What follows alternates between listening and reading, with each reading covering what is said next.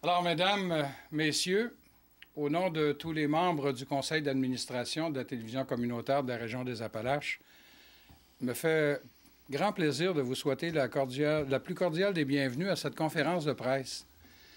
Conférence de presse qui marque une étape très importante dans l'histoire de plus de 40 ans de la télévision communautaire. Habituellement, la télévision communautaire couvre les conférences de presse des autres organismes du milieu. Aujourd'hui, la télévision communautaire couvre sa propre conférence de presse, car nous avons un important projet à vous dévoiler. Pas moi. Je m'empresse tout de suite de céder la parole à celui qui va nous dévoiler le projet.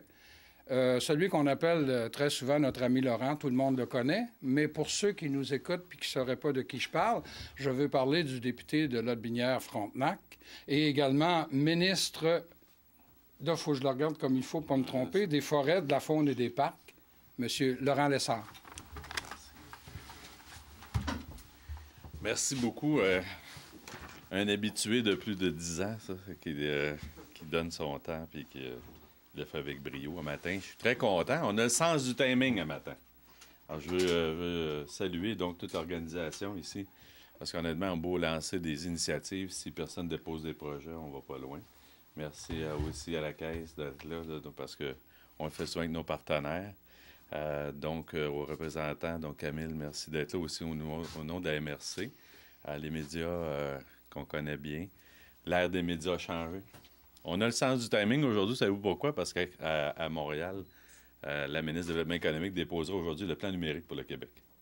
Alors, en ce sens, je suis très content d'annoncer, au nom de la ministre de la Culture, qui, elle, avait déjà lancé son plan numérique en culture, donc qui se décline par une contribution aujourd'hui de 120 980 $ qui permettra à notre télévision communautaire, qui a 43 ans, ce que je croyais voir dans mes notes, donc qui va passer, elle aussi, à l'ère numérique.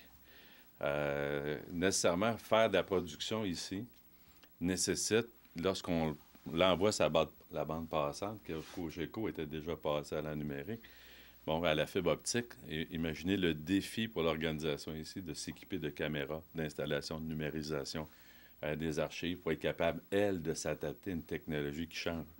Moi, j'étais assez vieux pour avoir eu, des radios-cassettes. À un moment donné, ils ne faisaient plus de cassettes. Ils ont réduit la petite cassette. Ils ont changé l'équipement pour la petite cassette. Un jour, ils ne faisaient plus de cassettes. On a eu des ordinateurs avec des disques durs, des floppy disks, puis après ça, là, tout ça changeait. Donc, si tu ne changeais pas, tu n'étais plus là. Alors donc, les télévisions, les enregistreurs bêta, etc.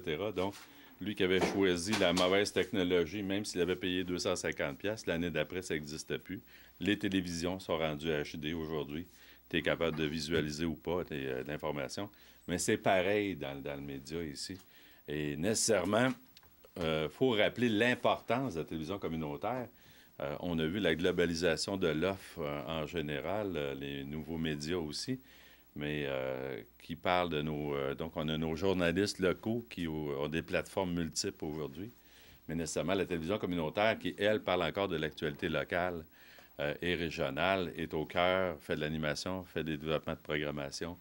Si elle ne peut pas suivre, nécessairement, on perdrait un maillon fort important dans une région. Alors donc, le programme permettra donc d'acheter des équipements. Je laisserai tantôt donc le président là, en faire le détail, mais je suis très content, je suis très fier. Je regardais les yeux à Mario, je ne sais pas ce qui est passé, il doit être de l'autre côté en train d'écouter. Donc, Mario, évidemment, quand on est une petite organisation, c'est quand même, il y a de la paperasse. Le ministère de la Culture qui est ici ce matin, la représentante, merci, donc régionale. Donc, je veux remercier la direction régionale qui nous aide, nous supporte là-dedans, qui a rendu la vie facilitante à notre projet. Alors, passons au numérique. Et continuons de faire la programmation. Merci beaucoup tout le monde. Je suis très, très fier de ça. Il y a des petites choses, c'est pas des grands montants, c'est pas des millions. Mais parfois, là, il y a des montants plus importants que des millions qui changent vraiment la vie d'une organisation comme TVCRA. Merci. Bonne journée.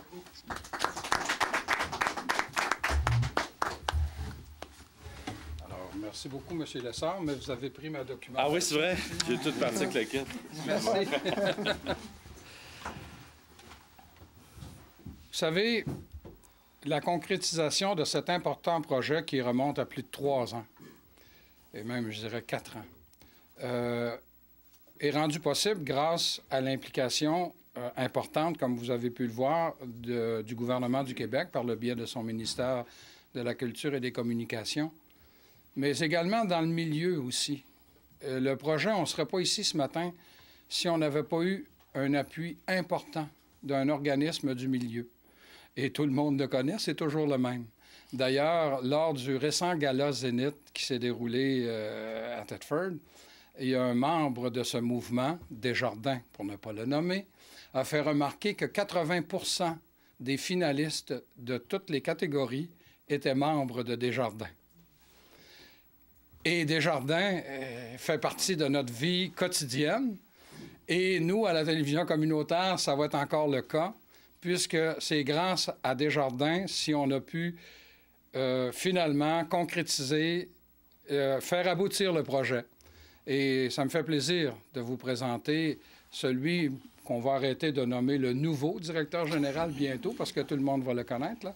Le directeur général de la Caisse de la région de Thetford, M. Mathieu Tlich.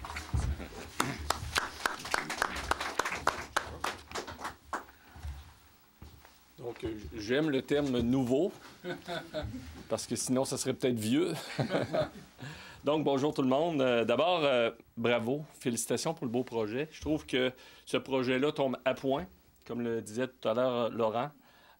C'est un projet, pour avoir vu personnellement la technique, l'organisation qu'il y a à l'interne, je pense que j'ai aucun doute que c'était un projet qui était nécessaire d'actualiser l'environnement au niveau de la technologie à l'ère d'aujourd'hui.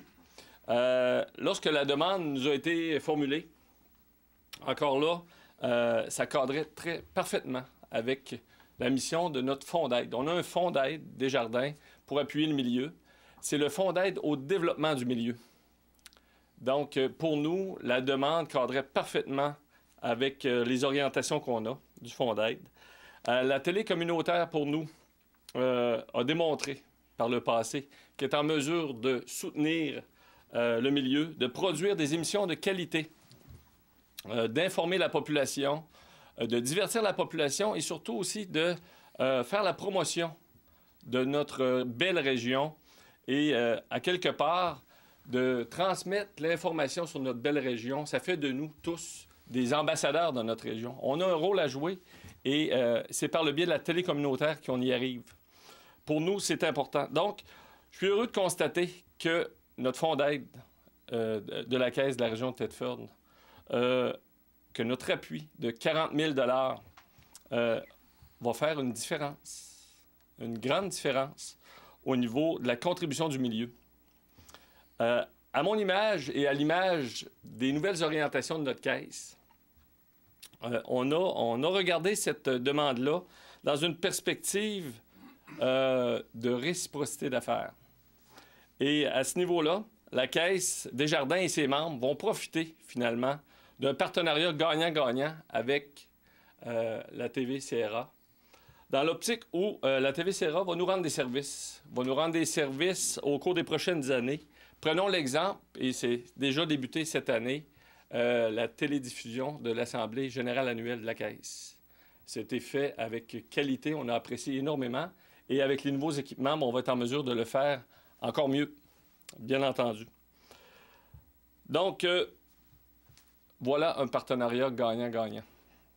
Pour terminer, je tiens à féliciter tous les acteurs qui ont contribué à la réalisation de ce projet-là, entre autres à Laurent, par le biais du gouvernement.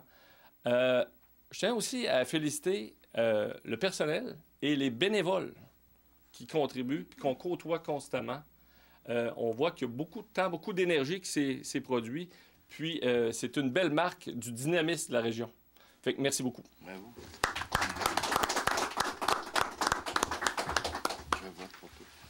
Merci beaucoup, M. Tlich. Lorsque Émilie a appelé Mario pour lui annoncer la bonne nouvelle.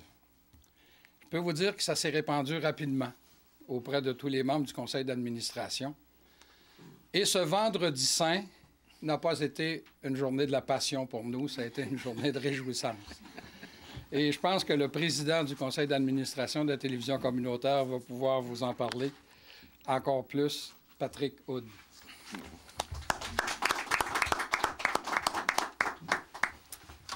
Donc, moi, n'étant pas habitué au grand discours, je me suis structuré un peu plus. Donc, Monsieur le ministre, Monsieur le directeur général, Mesdames, Messieurs, bonjour. C'est non seulement un plaisir aujourd'hui de vous annoncer l'obtention d'une subvention de 100 100 $ du ministère des Cultures et des Communications, mais également de souligner le partenariat de TV-CRA avec les caisses des jardins de la région de Thetford pour un montant de 40 000 $ également, sans qui le projet n'aurait pas pu se concrétiser.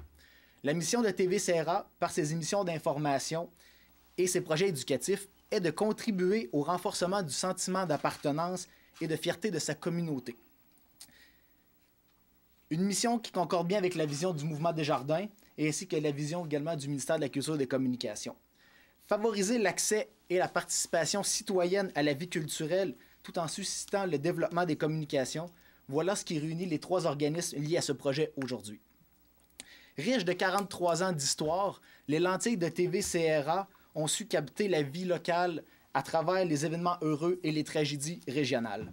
Aujourd'hui, cette masse documentaire illustre bien l'évolution de la région à travers ses organismes, ses entreprises, mais aussi de ses citoyens.